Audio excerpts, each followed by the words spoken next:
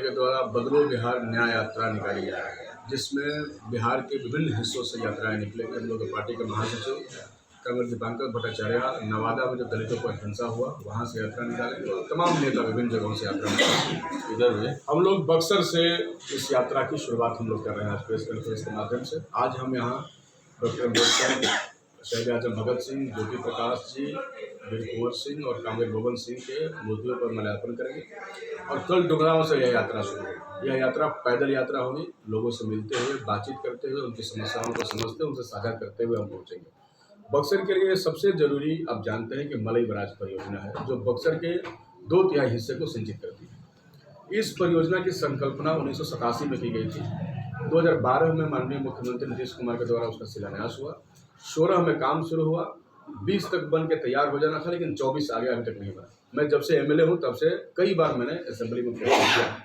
बार बार प्रश्नों के जवाब में ये बताया जाता था कि 6 महीना में शुरू होगा, लेकिन हो नहीं रहा। एक दिन मैंने जब उसका दौरा किया तो मैंने पाया कि सरकार इस पूरी परियोजना को ही बर्बाद करने पर लगी हुई है। जहां सरकार को जमीन अधिग्रहण करके वहां पर पानी को जमा करना था, सरकार उसको बंद करके और उसने उसमें पंप लगाने का व्यवस्था कर दिया। आप जानते हैं कि बक्सर में पहले भी एक पंप परियोजना लगा है जो कि गंगा नदी में, जिसमें सालों भर पानी रहता है, वही संभव सक्सेसफुल नहीं है। तो फिर काव नदी ऐसी नदी में जिसमें बरसात में ही पानी ज़्यादा मात्रा में आता है, वहाँ पे पंप परियोजना कैसे शुरू होगा? पंप परियोजना लगाना सरकार हिला हवाली में जैसे तैसे इस पूरे मुद्दे को खत्म करने पर लगी हुई है।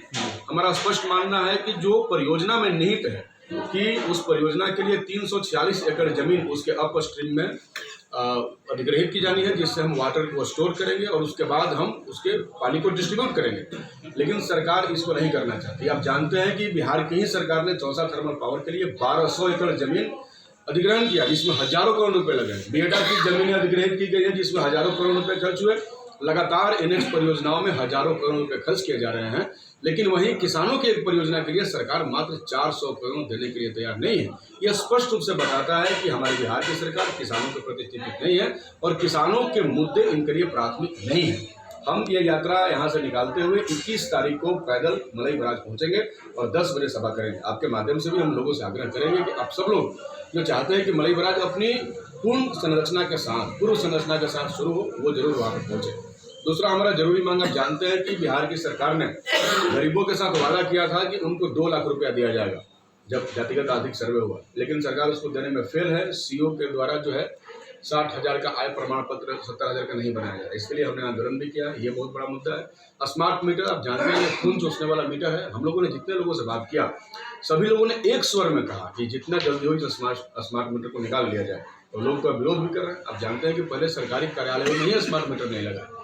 ये भी हम सबको पता है कि बिहार सरकार के दुलरुआ अधिकारी संजीव हंस, जो कि एमडी थे इस विभाग के, उनको स्मार्ट मीटर की कंपनी ने एक मर्सिडीज दिया। ये तो हमारी जानकारी में है, लेकिन और क्या क्या दिया गया है जो दिख नहीं सकता है, उसके बारे में हम नहीं जानते। हम ये कह सकते हैं कि जरूर ये जो भी लेन देन हुआ है सिर्फ अधिकारी तक तो नहीं ही रहा हो, मुख्यमंत्री के कार्यालय तक या उस विभागीय मंत्री के ऑफिस तक भी उसकी आग जरूर पहुंची होगी, जिसके वजह से लगातार दबाव बनाया जा रहा है कि स्मार्ट प्रीपेड मीटर लगाया जाए। हमने स्पष्ट तौर पर मांग किया है सरकार से कि जो लोग लगाना चाहते हैं उन्हीं को लगाया जाए और लोगों से इच्छा पूछ करके ये मीटर लगाया जाए, बल्कि इसको जबरदस्ती इसके साथ नहीं किया जाए। इसके अलावा आप देख रहे हैं कि लगातार दलितों पर, गरीबों पर, महादलितों पर हमले हो रहे हैं और लगातार जो है उनको न्याय नहीं मिल रहा है। एक बहुत बड़ा सवाल, विशेष राज्य का दर्जा बिहार का बहुत बड़ा मांग है। विशेष राज्य के दर्जे के नाम पर केंद्र की सरकार ने कुछ पैकेज दिए, पैकेज में कुछ परियोजनाएं दी, उसमें विशेष राज्य के लिए तो कुछ प्रावधान है नहीं, लेकिन ढोल बहुत पीटा गया। तो ये विशेष राज्य के नाम पर बिहार की जनता के साथ एक बहुत बड़ा धोखा है।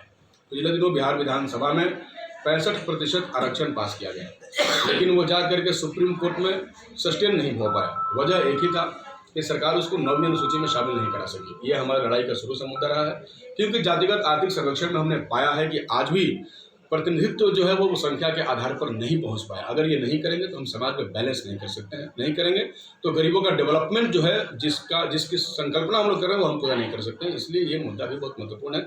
इन तमाम मुद्दों के साथ गरीबों के राशन, उनके आवास, उनकी ज़मीन, उनकी ज़िंदगी से जुड़े हुए सवालों के साथ हम पैदल यात्रा लगभग 100 किलोमीटर से ज़्यादा की कर रहे हैं। हम जाएंगे और आगामी 27 तारीख को पटना में बदलो बिहार न्याय सम्मेलन का आयोजन होगा, जिसमें बिहार भर के लोग पहुँचेंगे और तमाम नेता उसको संबोधित। क्या ये चुनावी यात्रा है विधायक की? नहीं, चुनाव होने में तो अभी 1 साल बाकी है। यात्रा तो होती ही रहती है। ये यात्रा गरीबों की लड़ाई को बुलंद करने के लिए, उनके सवालों को समझने के लिए और सड़क से लेकर सदन तक उनके सवालों को उठाने के लिए। 4 साल तक कोई यात्रा नहीं की।